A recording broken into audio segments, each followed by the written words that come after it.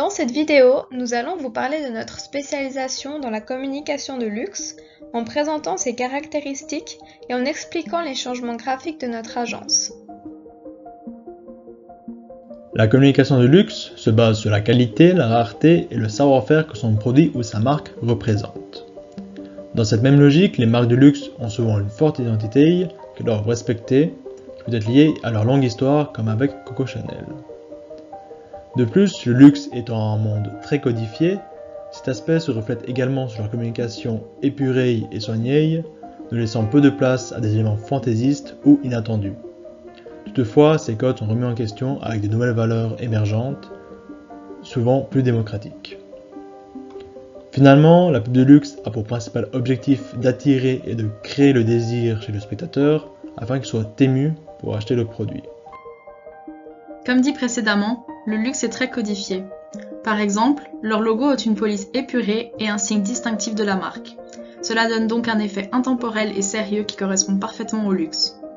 Cet aspect suit la règle du « less is more » qui préconise des éléments simples mais impactants plutôt qu'une surcharge d'éléments. Notre logo a suivi cette même logique avec une écriture beaucoup moins fantaisiste ainsi que moins d'éléments et de couleurs. Dans la même logique des codes du luxe, le noir et blanc sont typiques dans ce monde de par leur sobriété, comme avec les logos vus précédemment. L'emploi d'autres couleurs n'est pas proscrit, néanmoins elles se limitent généralement à une seule couleur spécifique. Elles sont utilisées pour représenter la marque comme l'orange de Hermès ou la couleur de leurs produits à l'instar du bleu de Chanel. De notre côté, nous avons donc mis en avant le noir et blanc tout en gardant le bleu pour rappeler une de nos couleurs iconiques.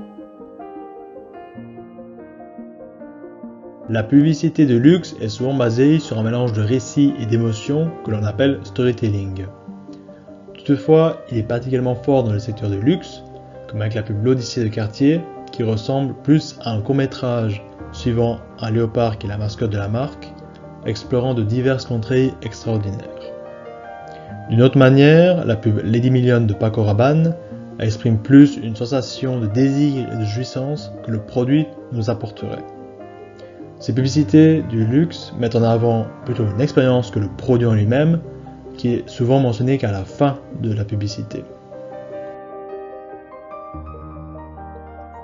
La communication des marques de luxe utilise souvent une personne égérie pour la représenter. À l'origine, ce sont souvent des personnes connues à l'international qui sont choisies.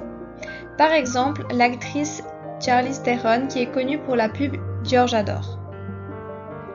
Mais aujourd'hui, les marques se tournent également vers des personnes incarnant des valeurs, comme l'a fait Dior avec Winnie Harlow. Cette mannequin est donc atteinte du vitiligo, ce qui fait qu'elle est à la fois noire et blanche de peau et ça transmet un message d'acceptation de la diversité. Concernant Snappy, malheureusement, nous n'avons pas encore d'égérie à disposition pour nous représenter.